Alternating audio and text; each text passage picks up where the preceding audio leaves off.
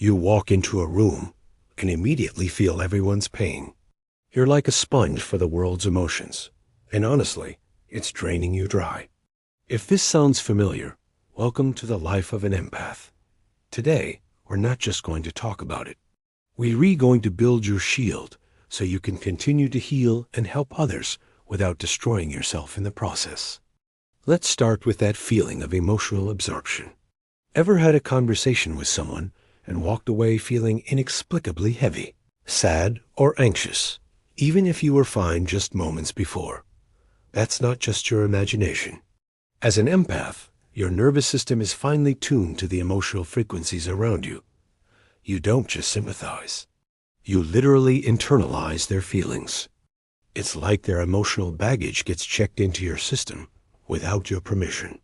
This is why you might feel exhausted after social gatherings, or even just a one-on-one with a distressed friend. You're carrying their weight on top of your own. It's a beautiful gift to be so connected, but without awareness, it becomes a heavy burden. Now, let's talk about a specific type of energy drainer, the energy vampire. This term might sound dramatic, but the experience is very real. These are the people who, consciously or not, feed on your light. They are often drawn to your compassionate nature.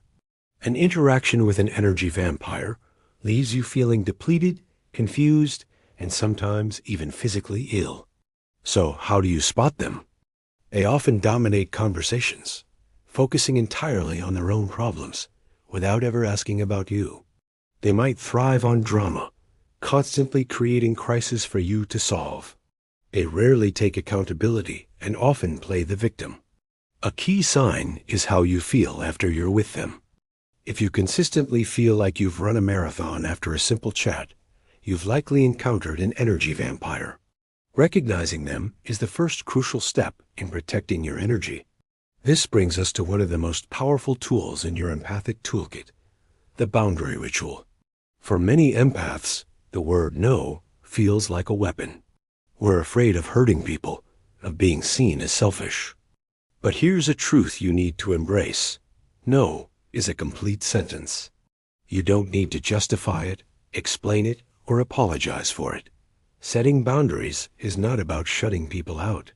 It's about honoring your own needs, so you have the capacity to show up authentically for others.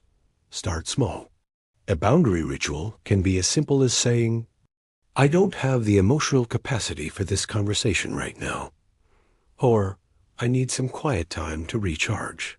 It's about creating sacred space for yourself.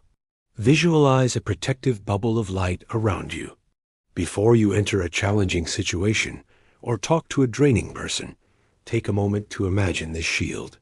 Its permeable love and positivity can pass through, but it repels negativity and emotional dumping. This isn't selfish.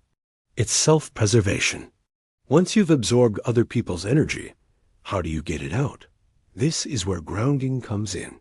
Grounding is the practice of reclaiming your own emotions from the noise of others. It is about reconnecting with your own energetic frequency and shaking off what doesn't belong to you. There are many ways to do this.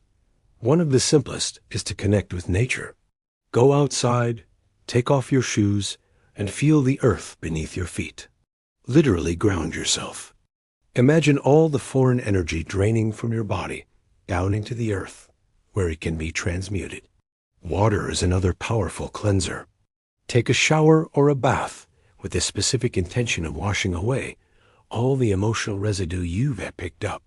As the water flows over you, visualize it carrying away the sadness, anxiety, and stress that isn't yours. You can even add Epsom salts to your bath for a more powerful energetic cleanse.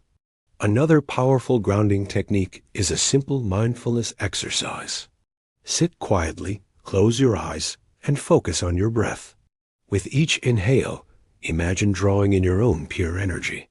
With each exhale, visualize releasing everything that doesn't serve you. Ask yourself, is this feeling mine? Often, the simple act of questioning the emotion helps you detach from it. You can recognize, oh, this anxiety isn't mine. I picked it up from my coworker. This simple acknowledgement creates distance and allows you to let it go. These grounding practices aren't a one-time fix. They are daily maintenance for your energetic body, just like brushing your teeth is for your physical body. Make it a non-negotiable part of your routine. So, let's put it all together. Being an empath in this chaotic world is a superpower, but every superhero needs to know how to manage their powers. It starts with recognizing that you absorb emotions. Then, you learn to identify the energy vampires who drain you.